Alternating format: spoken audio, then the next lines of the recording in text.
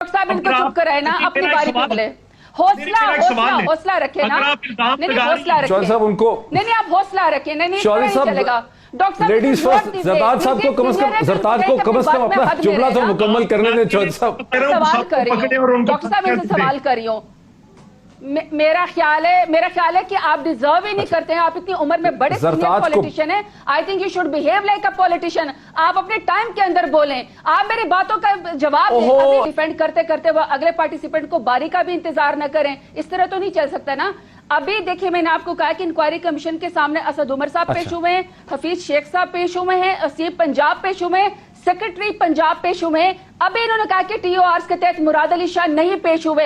तो मुराद अली शाह आसमान से उतरे हुए जब सब्सिडी दी है तो एफआईए या वो कमीशन के सामने पेश नहीं हुए। इसका मतलब है कि वो चोरी को बचा रहे थे। और वो चोरी मैंने आपको बताई है 2.3 अरब की थी, जो उन्होंने ओमनी ग्रुप को दी है, जो उन्होंने चोरी की है सब्सिडी में।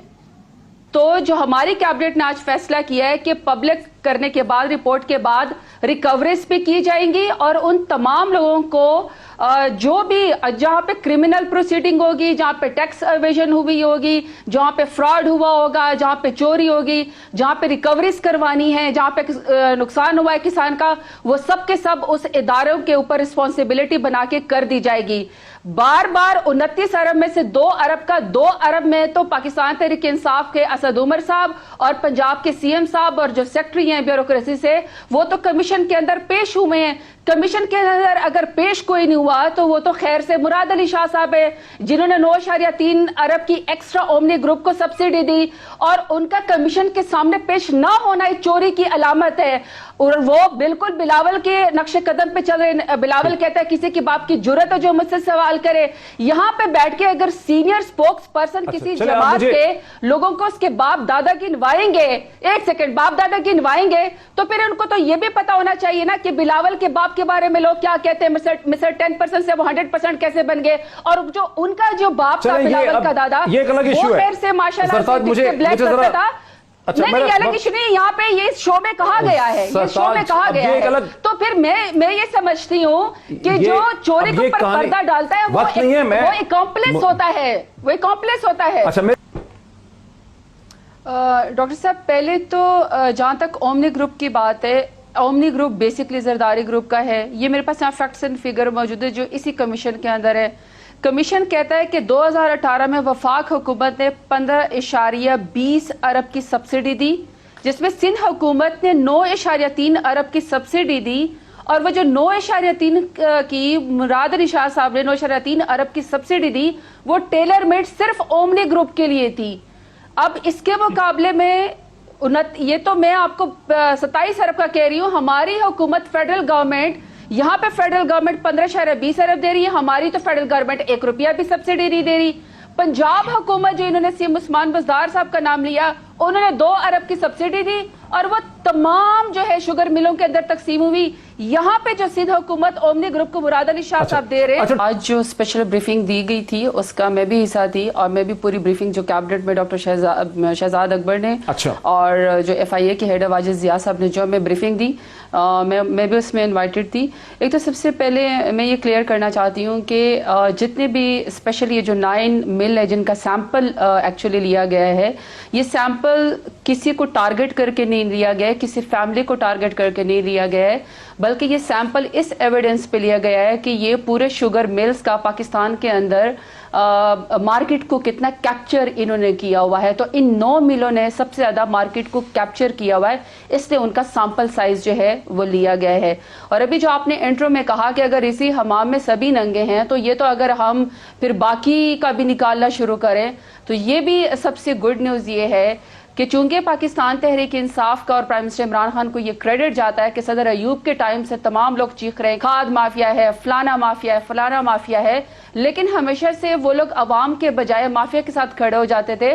तो पाकिस्तान तहरीक इंसाफ की पहली हुकूमत है जो माफिया के बजाय अवाम के साथ खड़ी हुई है। और अगर मैं गलत मैं नहीं हूँ अगर मैं ये कहूँ कि पिछली हुकूमतें माफिया के साथ खड़ी नहीं हुई थी, बल्कि इटसेल्फ माफिया थी। तो इसके लिए बड़े गट्स और बड़े नर्व्स चाहिए। तो मैं तो मुबारकबाद देती हूँ शहजाद अकबर साहब को भी और वाजिद जिया साहब की और प्राइम मिनिस्टर इमरान खान को भी कि उन्होंने एक सैंपल साइज लिया, उन्होंने फॉरेंसिक उसका ऑडिट किया और फिर सबसे बड़ी बात कि कैबिनेट को पेश करने के बाद इसको पब्लिक भी किया।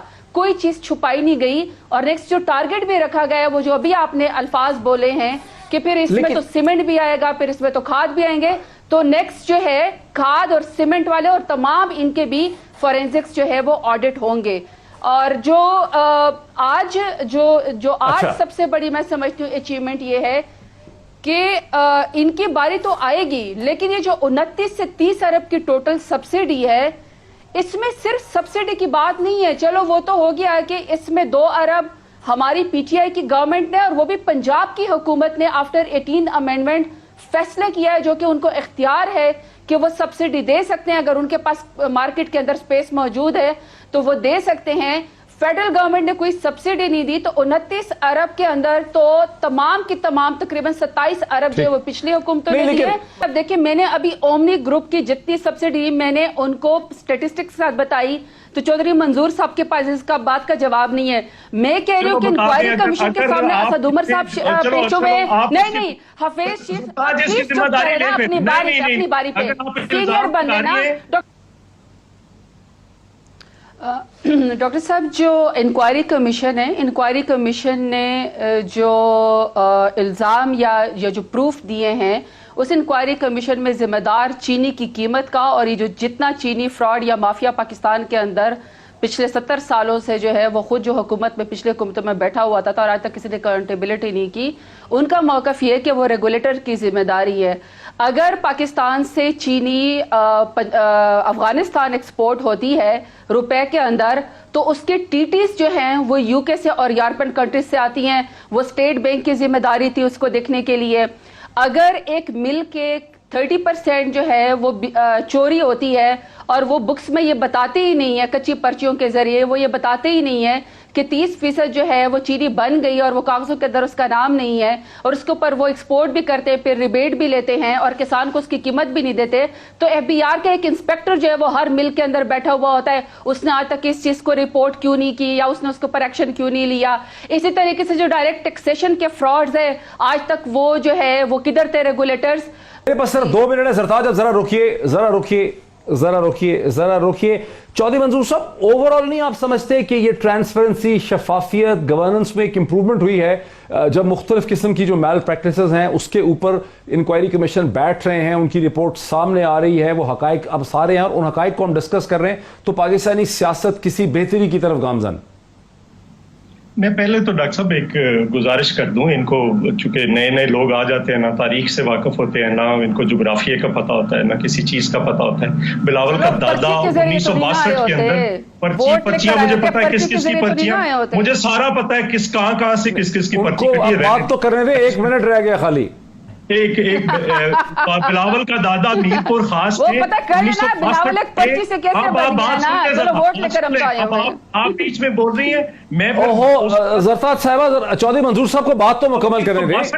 1962 میں بلاول کا دادا میرپور خاص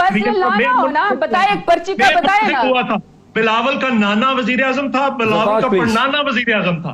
سو یہ ذرا میں اس طرف نہیں جانا چاہتا, لیکن سوال یہ ہے آپ یہ اس کو یاد دلائے نا, وہ بھول گیا میرا خیال ہے.